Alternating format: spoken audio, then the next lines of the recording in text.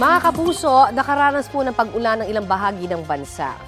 Gumuho po yung mga bato sa Ambagyo, Nueva Vizcaya.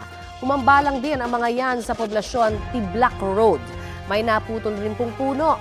Patuloy naman ang clearing operation sa lugar. Nagbabantay naman ngayon ang mga taga Santiago City, Isabela sa maulang panahon. Inaasahang muli kasi ang pag-ulan dahil sa shear line o pagsasalubong ng malamig na amihan at mainit na easterlies ayon sa Pag-asa.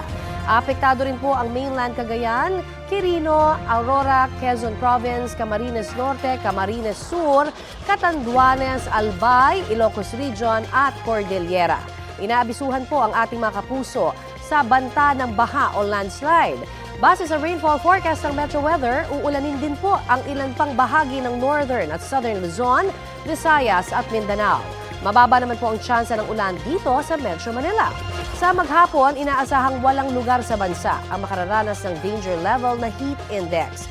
Pinakamataas ng posibleng maabot ang 41 degrees Celsius na alinsangan sa San Jose, Occidental Mindoro at sa Cuyo, Palawan.